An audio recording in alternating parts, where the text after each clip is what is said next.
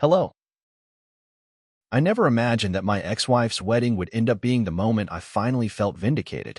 Her confident new husband looked me straight in the eye, made a few pointed comments about my past, and suggested I should no longer be involved in his wife's life.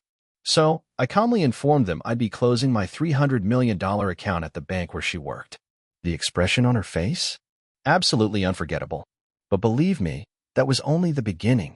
After 2 decades of being underestimated and dismissed, this was the first taste of a long-overdue reckoning. I'm Gavin Reed. I'm 50 years old, and I write music for films, not the loud, over-the-top superhero blockbusters that pack theaters, but smaller, thoughtful movies that critics love and most people never hear about. At least, that's how it was until about 6 years ago. Everything changed, my career, my personal life, all of it.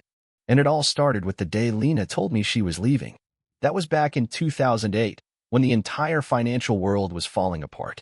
Banks were collapsing, executives were jumping ship, and regular folks were watching their savings disappear. I was in the middle of scoring a documentary about climate change, definitely not a moneymaker, but something that felt important to me. It wasn't exactly putting us on easy street, but it mattered to me. She stood in the doorway of my studio, arms folded tight like she was bracing against something unpleasant. "This isn't working anymore, Gav," she said. "I need something solid, something secure. You're still chasing this dream." And the way she said dream, it was like she was talking about a disease. I tried to defend myself, told her my music paid the bills. But the truth was, we both knew her job at Halston Trust brought in 3 times what I earned. "Barely," she snapped back. Then came the questions, real ones, heavy ones. What about Chloe's college fund? What about retirement? What about our future?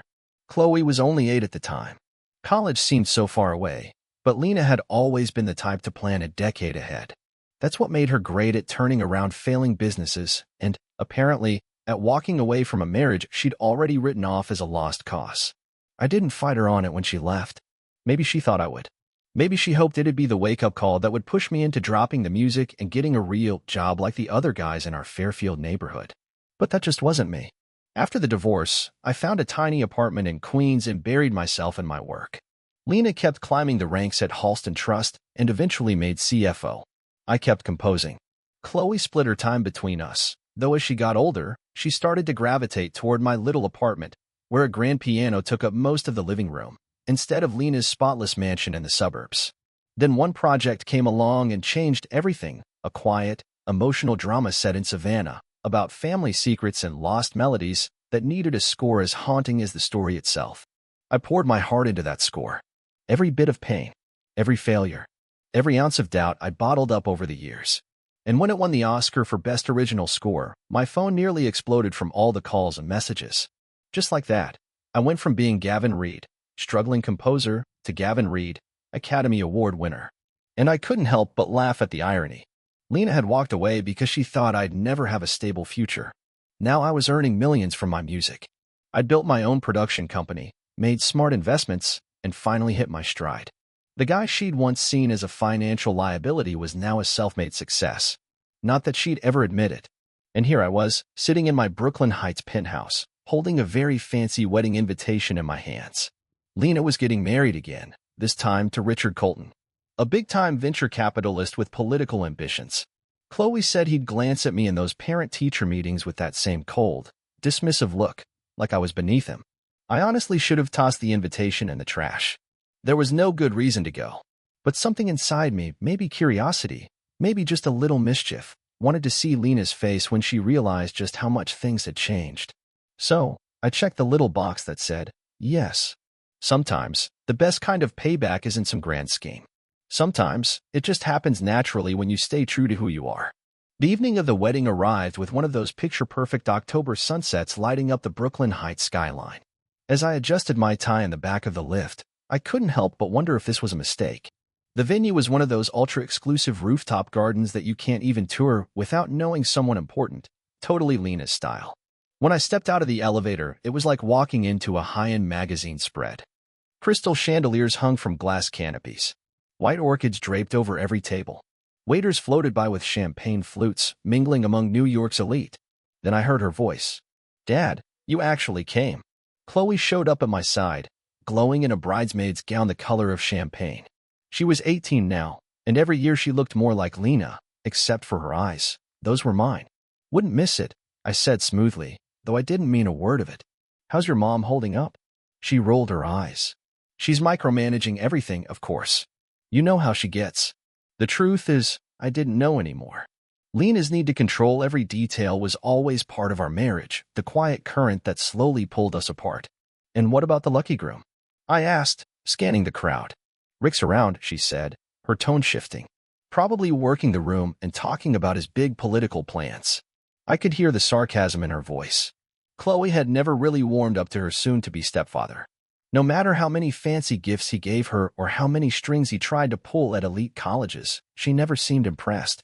As I scanned the room, I spotted a familiar face, Evan, Lena's younger brother. He was one of the few people from her side of the family who stayed in touch after the divorce. Unlike Lena, Evan had always respected what I did for a living. Back in the day, he'd even show up to small gigs at clubs when I was still scraping by. Uncle Gav, he said, pulling me into a real hug. Man, you're looking sharp. Right back at you, I said, noticing his sharp suit. Evan had made his own fortune in the tech world, far from the corporate banking scene Lena ruled. He leaned in a little and gave me a quiet heads up. Just so you know, Rick's been asking who invited you. Evan smirked. Seems like he feels threatened. I took a slow sip of champagne. By the broke musician? Evan laughed through his nose. He really has no clue, does he? Didn't Lena ever mention the Oscar? Your company. Apparently not, I said. Evan's eyes lit up like a kid about to watch fireworks. Oh, this is going to be good, especially since he's been going around telling folks here. He cut himself off as a tall guy with silver hair came strolling over, arms snug around Lena's waist. She looked stunning, flawless, really. That polished, high society elegance she'd perfected over the years. Our eyes met. Just for a moment. And something flickered there, maybe surprise. Maybe regret.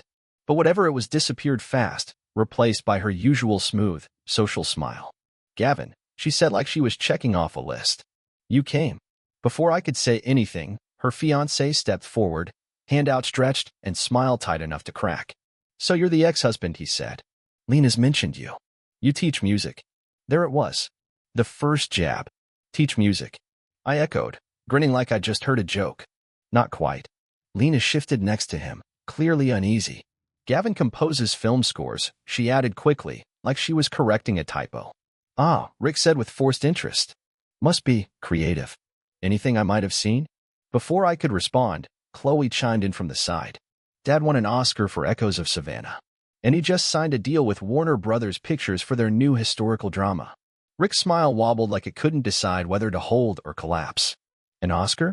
Well, that's unexpected. Life's full of surprises, I said, real calm, enjoying the little crack in his armor. Lena jumped in fast, steering the conversation off that path. Her hand gripped Rick's arm just tight enough to say, stop talking before you say something dumb. Chloe, why don't you show your father to his table? She said, voice bright but eyes sharp.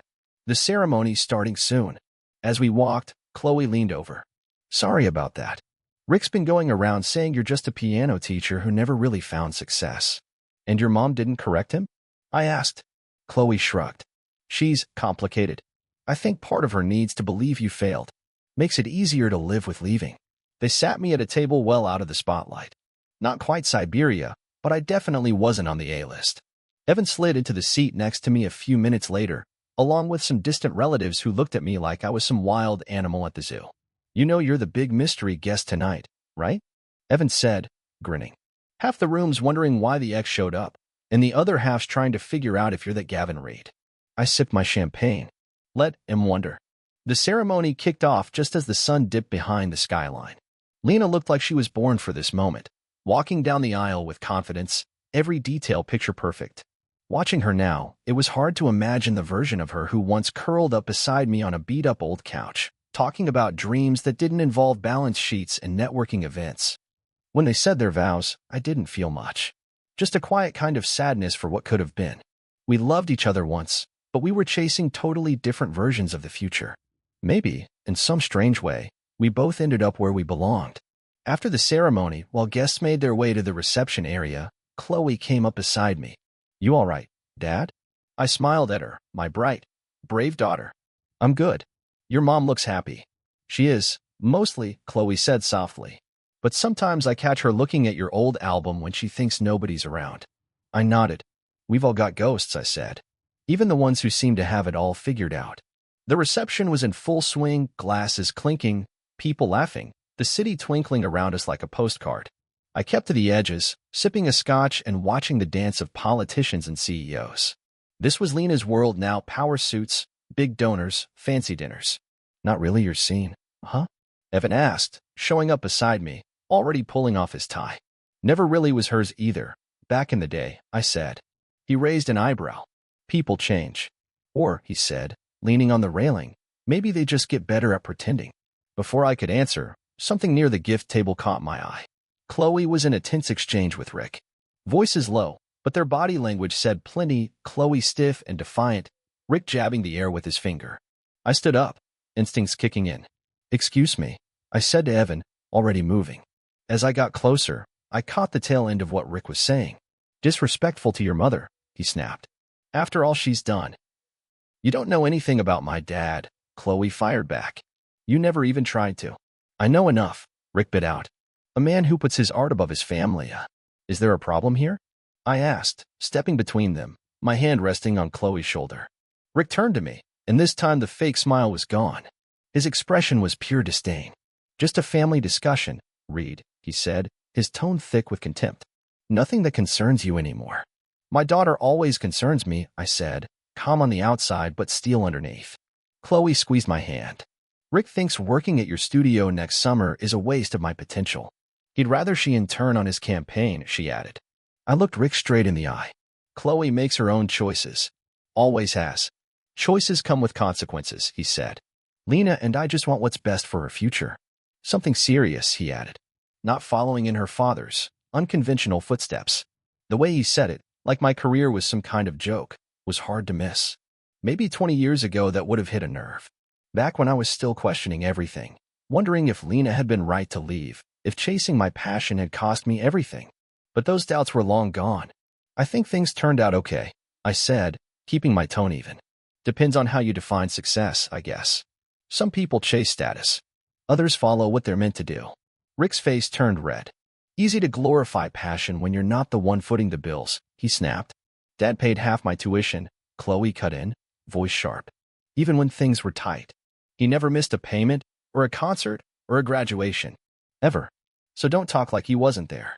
Chloe, I said gently. It's all right. She took a breath, trying to calm herself. I need some air, she said, and walked toward the terrace.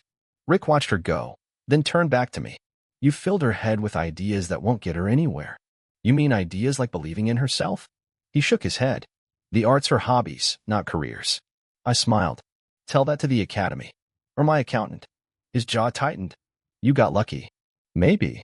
But luck doesn't write a score or meet deadlines. Chloe doesn't need luck. She needs people who believe in her. Not people trying to mold her into what they think she should be. Then I walked away, leaving him standing there with that picture-perfect image of me, his version, starting to crack. After dinner, Lena came over to my table. Her smile was pleasant, but it didn't reach her eyes. Enjoying yourself? She asked, voice polished like everything else about her these days. Lovely ceremony, I said. Rick seemed sure of himself. He is, she said, then leaned in a bit, lowering her voice. About Chloe's internship. It's not up for debate, I said calmly. She's an adult. She decides. Lena sighed. Music's not exactly stable, Gavin. I raised an eyebrow. You think I just got lucky? She hesitated. You know what I mean. I know I worked 22 years for what I have. That's not luck. She didn't respond right away, and in that pause, I saw it. She still couldn't admit she might have been wrong about me. Evan appeared, saving us both with a fresh glass of champagne. To new beginnings, he said, giving me a wink. Lena excused herself and returned to Rick, who hadn't stopped watching us. You know, Evan said, she kept your piano. I looked at him, surprised. The baby grand? He nodded. The one from your queen's apartment. It's in her study now. That caught me off guard. I bought that piano right after our split. It had been a declaration that I was sticking with this, no matter how hard it got. Funny kind of keepsake, I said quietly. People hold on to strange things, Evan shrugged. Speaking of which, Rick's about to give a speech. Should be something. Sure enough, Rick stepped up to the mic with champagne in hand. He started off thanking the guests, complimenting Lena. Then, right on cue, he pivoted. Some people questioned our relationship, he said, eyes drifting right to me. They thought Lena deserved someone more stable, someone who prioritized family over personal passion. The room tensed. Chloe, seated at the bridal party table, stared at her plate. Lena kept her smile, but I saw her fingers tighten around her glass. I knew that look. It meant she was trying not to crawl under the table.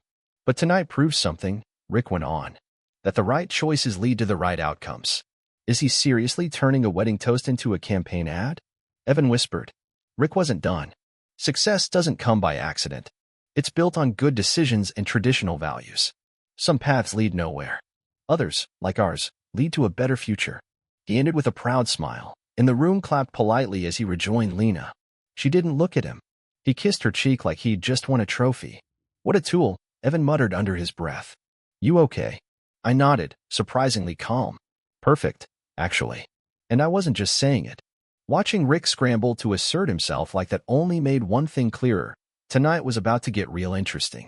As the music kicked up and the reception moved into the dancing phase, I stayed at my table, content to just watch. Brooklyn Heights' elite took to the dance floor like it was second nature, graceful, rehearsed, a performance in its own right. Lena and Rick worked the room like seasoned pros, shaking hands and flashing smiles. This was their comfort zone. Then Chloe appeared beside me, cheeks flushed pink from the champagne. Aren't you going to dance, Dad? Not really my scene, sweetheart. She rolled her eyes and tugged on my sleeve. Come on. One dance won't kill you. How could I say no to that? She pulled me onto the dance floor.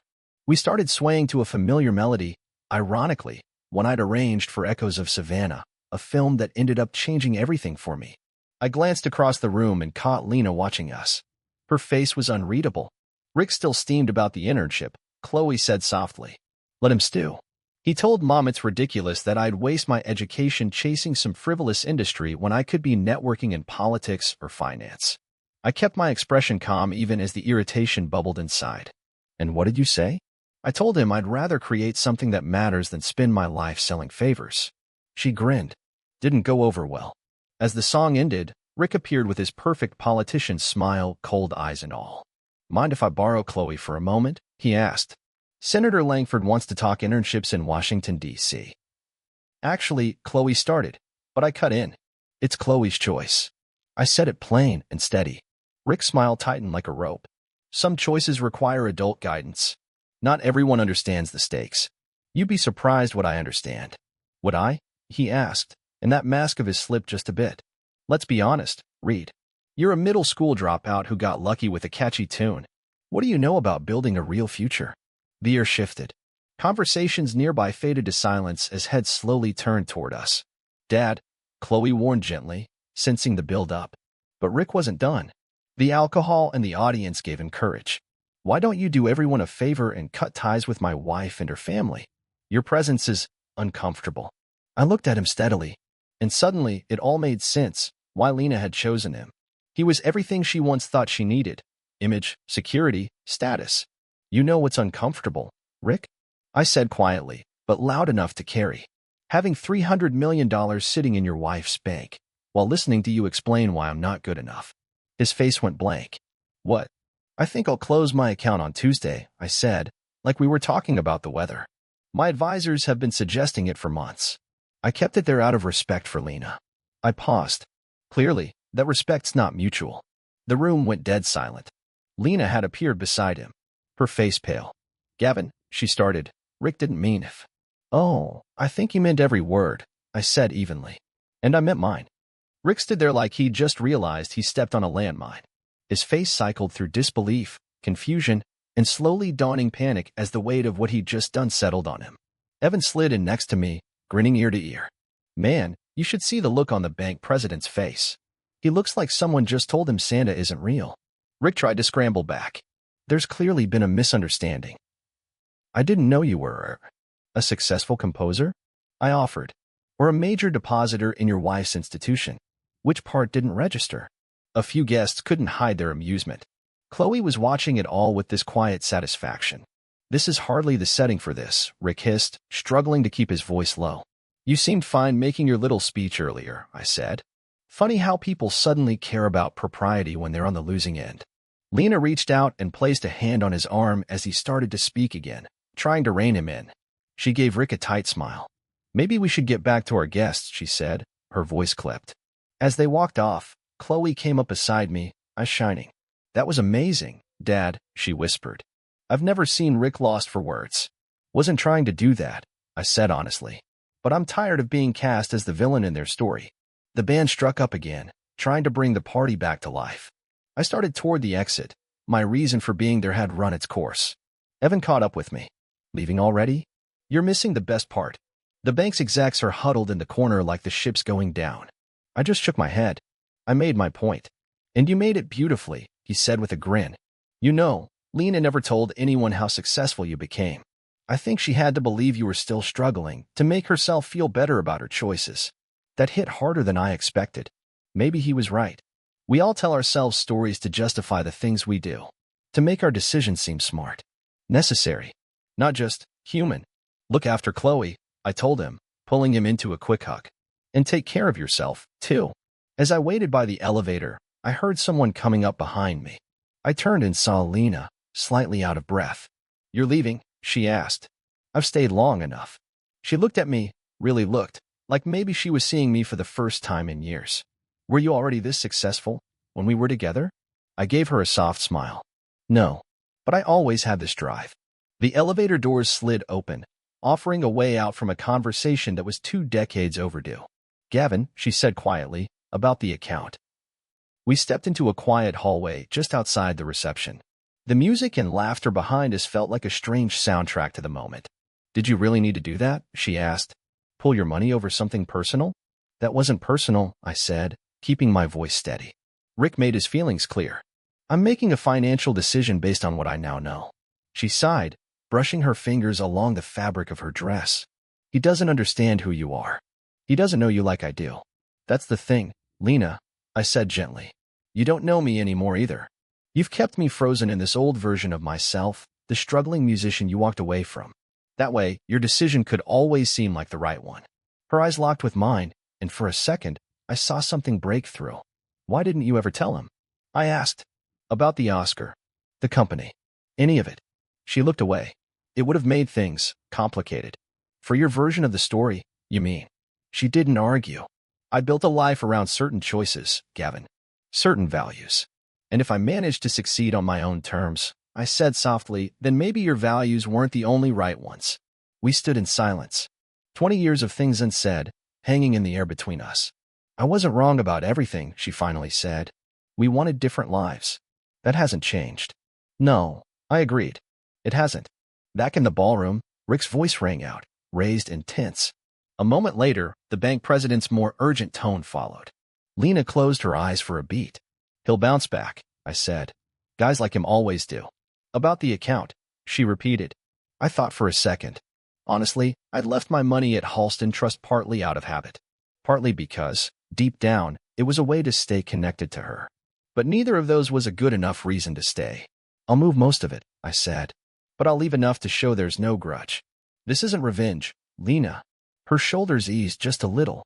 There was something else in her eyes now, maybe the realization that even after everything, I still cared, in my own way. "You know," she said quietly, "sometimes I hear your music in films. I always know it's you, before I even see your name in the credits. There's something in it, a Gavin Reed signature." I blinked. That surprised me. "You've been following my work?" "From a distance," she admitted. "It would have been easier if you hadn't succeeded." That kind of honesty, after years of pretending, was almost comforting. "Probably," I said, with a faint smile. "But when have I ever done anything the easy way?" Lena laughed, a real one, the kind I hadn't heard in years. "Never. That was always the issue. And maybe your greatest strength." Just then, Chloe appeared in the doorway, glancing between us. "Everything okay?" Lena straightened, stepping back. "Your dad was just heading out." I nodded to her. "Congratulations, Lena." "Really? I mean that." As I headed toward the elevator, Chloe quietly followed behind. "I'll walk you out," she said. Back inside, Lena returned to the reception, back to Rick, who was now busy trying to put out the fires I'd started, and back to the life she had chosen. But something had shifted in the air. Like a knot that had been tied up for years had finally come loose. Chloe rode with me in the taxi, unusually quiet. The city lights of Brooklyn Heights flickered by outside our windows, soft and blurred like a dream you're only half awake for. "You all right?" I asked, watching her out the corner of my eye. Her profile reminded me so much of Lena's, but there was a softness there. Something more open. Something Lena had traded long ago for polish and control. "Yeah," she said slowly. "Just processing." "Rick's face when you brought up the account? Worth every uncomfortable holiday dinner I'll have to sit through for the next 10 years. I chuckled. Wasn't trying to stir the pot. "Of course not," she said with a smirk. "You just happened to drop a casual $300 million into your wedding toast." Okay, fair point. And truth be told, some small part of me, the part one usually keep buried, had enjoyed watching Rick's carefully built world take a hit. Like watching a statue crack under its own weight. "Do you think Mom knew?" Chloe asked all of a sudden. "About how successful you really got?" I thought about it. She knew some of it. Maybe not the full picture. "She kept your first film award," Chloe said. "In her desk drawer. I saw it once when I was looking for stamps." She shut the drawer really fast when I asked what it was. That landed hard. I'd always pictured Lena brushing off my success, not hiding physical proof of it. "People are complicated," I said finally. "Even parents." Chloe nodded. "I remember when she left. You never said a single bad thing about her." "Not once." "She's your mom." "Still, most dads would have trashed her." "You didn't." "We pulled up to my building, but she didn't make a move to get out." "That thing you said, about following your passion even when it's risky," she hesitated. "I've been thinking about deferring law school." I turned to her, fully focused now. "You mean for music production?" She nodded. "Your studio internship made me realize. I'm good at this, Dad. Really good. But Rick says..." "What does your mom say?" I interrupted gently. She looked surprised. She said, "I should talk to you. That you'd understand more than she would." Something warmed in my chest at that. After everything, Lena still knew what I could offer Chloe, something she couldn't. The permission to take a leap. "Law school isn't going anywhere," I said. "But if music production makes you feel alive, that fire is worth following." "Even if it's risky?" she asked. "Especially if it's risky," I replied. "Safety doesn't often lead to joy." Chloe leaned over and hugged me, tight, like she was holding on to more than just me. "Thanks, Dad." As she pulled back, her phone lit up with a text. "It's Mom," she said, reading it. Apparently, Rick's in full meltdown mode. The bank president looks like he's about to explode. I winced. Not what I meant to happen. "Maybe not," she grinned. "But hey, sometimes karma wears a tuxedo and shows up with a mic." She kissed my cheek and slid out of the taxi. "I'll call you tomorrow. This wedding reception is about to become legend." As the cab pulled away, I sat back and let the quiet settle in. I realized something I hadn't known until that very moment. I didn't need Lena to recognize what I'd built. I didn't need Rick's approval. I had created the life I dreamed of on my own terms. And that was more than enough. 2 months passed. Fall melted into winter, and Brooklyn Heights took on that crisp, snow-dusted magic it only gets once a year. I was working late in the studio when my phone lit up. Lena's name on the screen. We hadn't talked much since the wedding. Just a few short, polite emails about the account transfers. I'd followed through, moved most of my funds, but left enough to keep things civil. "Lena," I answered, caught off guard. "Everything all right?" "Yes," she said, her voice steady but neutral. "I'm calling because the bank's hosting its annual arts endowment dinner next month. We'd like you to be the keynote speaker." I blinked. "Wait, you want me to speak at a bank event? After everything?" "It was my idea, actually," she admitted. "The theme is unconventional paths to success." Well, the irony wasn't lost on me. "What does Rick think about this?" There was a pause. "Rick and I are taking some time apart." That caught me off guard. "I'm sorry to hear that." "Are you?" she asked, with a trace of the old Lena sneaking through her composed voice. "Yes," I said honestly. "I never wanted you to be unhappy." She let out a breath. "That whole wedding fiasco? It was just a symptom. Rick didn't want a partner. He wanted a trophy wife to boost his political career, not a CEO with her own voice." "His loss," I said simply. There was a brief silence. Then Lena said, "Chloe showed me her music production portfolio. She's talented, like her father." "She really is," I agreed, half expecting the usual caution about stability, backup plans, something practical. But instead, Lena said, "I told her I'd help with deferring law school. Sometimes, the less traditional path ends up being the right one." I nearly dropped the phone. You did? Don't sound so shocked, Gavin, she replied, her voice wry. I'm capable of growth, you know. I could hear the hint of a smile in her tone. About the endowment dinner, she continued. I'll do it, I said, before she could get another word out. You haven't even asked about the speaking fee. Call it a favor, between old friends. Lena went quiet for a moment. Are we? She asked. Friends. We share a remarkable daughter, I said. In 2 decades of history. I'd say, we're something. Something, she repeated softly. Yeah, I suppose that's accurate. After we hung up, I wandered over to my piano. My fingers found a melody I hadn't touched in years, the very first piece I wrote after Lena and I separated. Back then, it had started as something sad, grieving. But over time, it evolved into something else. Something hopeful. Kind of like life, I guess. Just then, my phone buzzed with a text from Chloe. Dad, just heard from Mom about the keynote. Full circle moment much? I smiled, shaking my head. It really was. Funny how life works out. I hadn't gone to that wedding looking for payback or validation. But somehow, I got both. In a way. What I truly walked away with, though, was something way more important. Peace with the past. Pride in my daughter. And the quiet, unshakable belief that staying true to who I was had been the right call all along. Some people might look at it and call it revenge. The college dropout who became the keynote speaker. The struggling musician who built his own empire. The ex-husband who found peace, while the new marriage unraveled. But that's not how I see it. This wasn't revenge. This was life. Writing its own perfect song. Bye.